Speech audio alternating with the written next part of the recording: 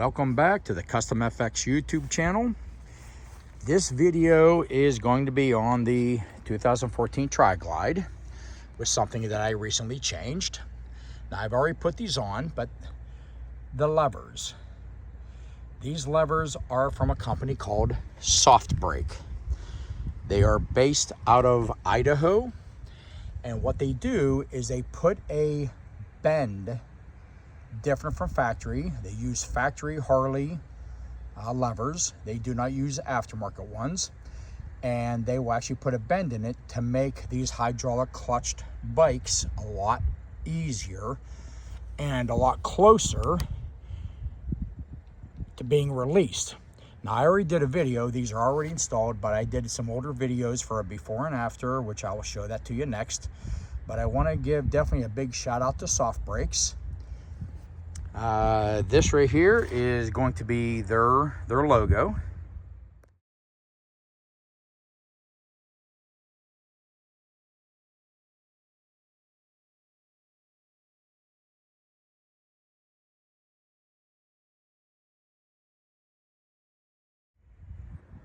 Again, they are based out of Idaho.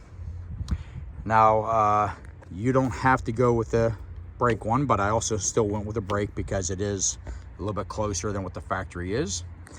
And what I did in my case is down in my transmission, I went with a Müller Hydro clutch kit, which also makes the clutch a lot easier to use.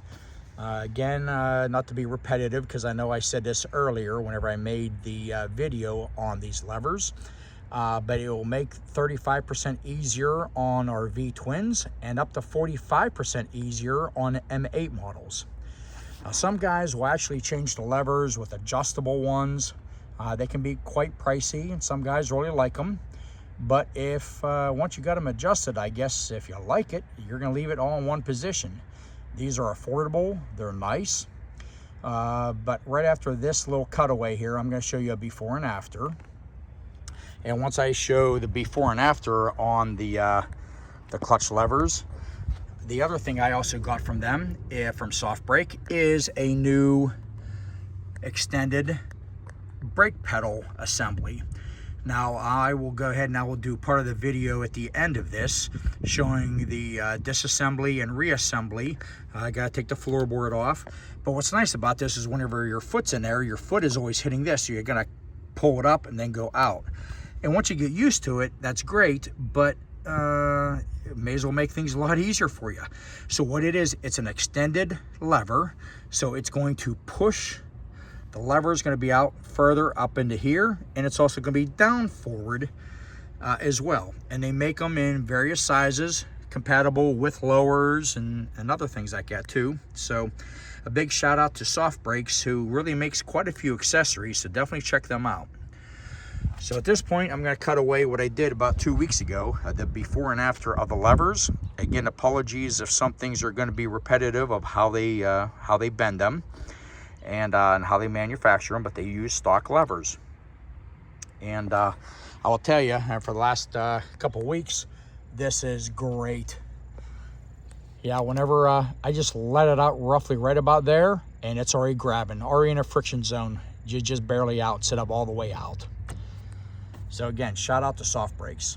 Okay, I'll go ahead and put the other part of the videos in after this, and then after that, we'll be showing the install of the rear brake lever assembly. This part of the video is going to show a stock lever with a hydraulic clutch. Whenever I pull this all the way in, you let this go all the way to about 3/4 to 7/8 before the friction zone even grabs. You basically only have about this much of travel in that hydraulic clutch. All this is nothing more than free play. But right about there is where it grabs, and then out it goes. So we're going to show this to you right here. And what SoftBrake does, by the way, is they use a stock Harley OEM lever. They apply heat, they don't do it cold, but what they will do is they put it in a jig, and this is actually bent roughly an inch closer, so your friction zone is actually a lot better. Now in my case, I'm going to be adding the Müller Hydro clutch kit, Recluse also makes one or similar, I believe. I'm not sure about anybody else. But since I'm going to be adding that in the future, they're only going to put a 3/4 of a bend in mine because you don't want to overcompensate. So let me get this thing fired up here and let me show you how much is caught in the friction zone. All right, doing this one-handed here. Gonna pull this in, put it in gear. Look at that, right there, nothing at all. Right there. That was almost all the way out. Just catching at the very end. So all this free play right in here, that free play is now going to be closer and make it easier for you. Yep. Look at that, almost all the way. Unbelievable. Okay, next part of the video is going to show with the lever installed.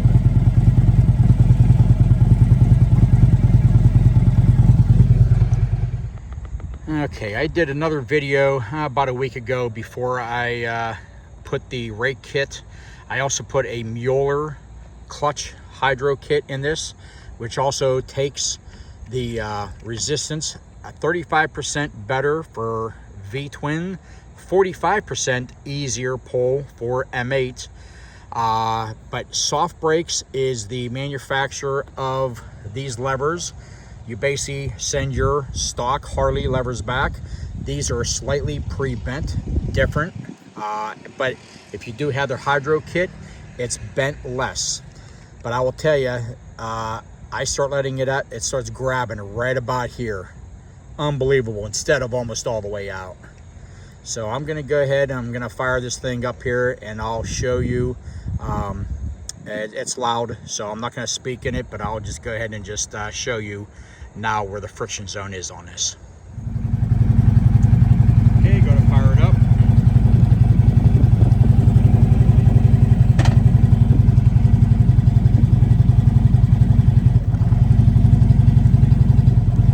Look at that.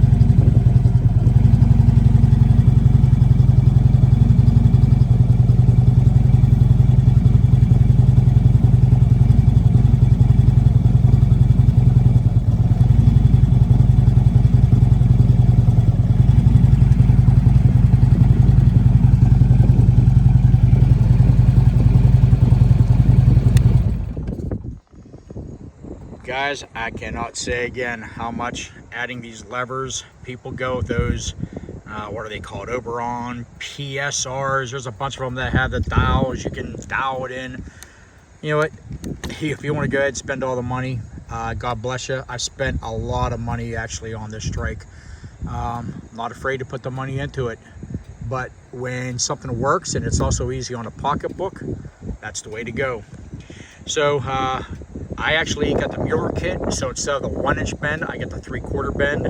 I think Recluse also makes the Hydro easy clutch as well, but I went with the Müller kit, and yeah, unbelievable. It's so much easier now, unbelievable. The next, oh, I did also go with the brake lever. It's actually a 1-inch, also slight little bend to it. And then the next thing I'm going to be doing, and I'll maybe go ahead and splice it into this video, is I also went with their extended brake pedal. So whenever your foot's on it, every time you want to use the brake, you got to pull your foot back and hit the brake. Well, now it's going to be longer and lower. And they make them where they're exclusively just for lowers, and of course ones without. So they do make them in different lengths. So I will add this part of the video and I will show you the brake lever installation next. This part of the video, I'm going to show the install steps of the extended brake arm from SoftBrake. Again, they're based out of Idaho. They make quite a few other components. Leg risers, shift linkages, floorboard spacers. There's of course the extended brake arms. They've got them in solid, slotted, holes, shift arm kits, shift linkages, shifter pieces themselves. This was sent with the levers. Disclaimer, this is October of 2024, so you know, price is subject to change depending on how old this video is going to be. And they're brake levers, rear brake levers or brake arms. You can see the stock being standard, +1. You can get the +1 W wide. That's what I went with. But they do also make them even longer. You know, so if you really got a Bigfoot, if you got a Sasquatch boot, you can definitely get them longer. But you do have to be careful with if you do have lowers. You can obviously only go so far before it'd be issues with the lowers. But yeah, there's the brake arm lever, and we're going to go ahead and show that. And first things first is going to be removing the floorboard. So a couple bolts here and there. And then this is just a cap screw. And I'll take that off and I'll expose the nut. And the biggest pain is going to be getting in behind. There's a cotter key that is actually back behind the exhaust to get to this part of it. Now what's kind of cool about this is they do also give you some lube, and they also do give you a new cotter. So we'll go ahead and remove this, the floorboard, and then we'll show you the next steps. Okay, now with the floorboard off, and if anyone's wondering, this is I have a external breather air cleaner assembly, so we're not putting oil into our throttle body. And instead of using a catch can, after a while when it starts getting really dirty and starting to drip, I'll clean it. And as a matter of fact, that's a new one I put on there. Here's the last one. Still needs to be cleaned a little bit better. But anyways, you're going to undo that bolt there first.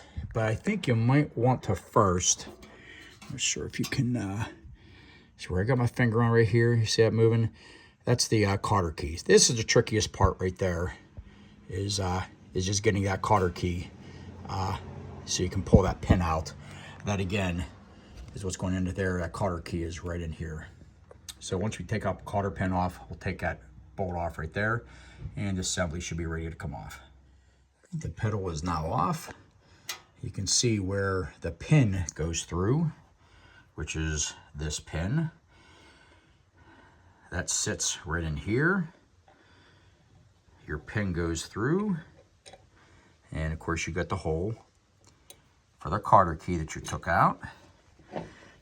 Also, whenever you remove the brake pedal, there's an O-ring that sat inside, and then of course there was a flat washer, and that was a 5/8 size nut that came off. That will be ready for the install of the new one. So again, there's an O-ring on the back side. That was on the back side of that, and there's also an O-ring on the front side of that. So you make sure you push that back.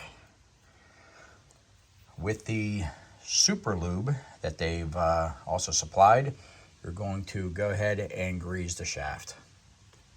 Okay, so it is on the shaft.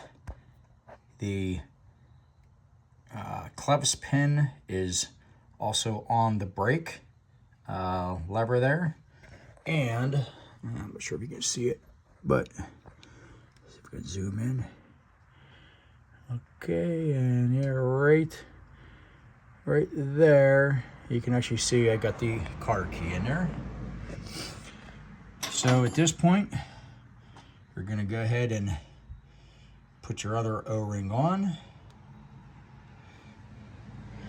and then your flat washer and nut, and tighten the spec. So at this point, tighten up your fasteners. Don't forget 243 blue Loctite. Reinstall your pad. I do also want to say, as per the instructions, they do also tell you to remove, well, 3. I only see 2 down here for the master cylinder, And you could have indeed slid this back a little bit, made it a little bit easier to get this in. I was just a little bit stubborn. I decided not to. I did loosen up the clamp for the shield there and also up into here. So I can kind of move the shield up a little bit just to get this part in there, because it was bottoming out on the lowers. So yeah, that will actually make it a little bit easier, but I opted not to, and I wanted to just see if it would work, and it indeed did work. So yeah, it worked out okay in this situation. So again, you may want to indeed loosen your master cylinder. Be careful with your brake lines, you know, they're all attached to it. But that will also make life a lot easier. I guess I should have probably done that, but this worked out great for me. No issues whatsoever. So at this point, of course, you're going to go ahead and clean everything up here. I have to still reinstall the floorboard, and I'll show you what it looks like once I get it on. At this point, all fasteners and floorboards are reattached and tightened. Blue Loctite used on all these fasteners and torqued down, tightened to spec. You can see definitely how that brake arm is forward and further down. It's really going to be a nice setup. Of course, it's still up on the lift. I don't have any, have not taken out on the road yet, but I know it's going to be amazing. But you can just see how much more room on that floorboard it is, and your boot and your feet aren't stuck underneath the lever. You're sitting here, you basically just lift up and just hit your brake pedal. So again, in my situation, the master cylinder is a little bit different on the trikes. On a two-wheel bike might be a little bit different, where you will have the 3 bolts, and that may help out for you. But in my case, it did not work out. So I just loosened up the clamps, one down there, one further down here, and just moved this shield out of the way. So allow this part of the brake arm to kind of wiggle itself into it, so it can attach you know, to the master cylinder or slave cylinder assembly. Put your clevis pin in. Make sure you put the flat washer on the back side. Put your new cotter pin in it. Bend the cotter pin, you know, ends. And pretty much that's it. You know, I've actually put my chrome cap back on. But yeah, that's a 5/8 bolt again. You basically tighten that down. So at this point, my install is completely done on this, and that is going to conclude the video about the brand SoftBrake. Their website is www.softbrake.com. They got plenty of products. Again, I absolutely love their levers. Maybe some guys choose to have the adjustable ones, but these are actually easy on a pocketbook, and worked me absolutely perfect for my needs. I really highly recommend it. All right, guys, ride safe, and that's the end of this video, and we'll see you on the next one.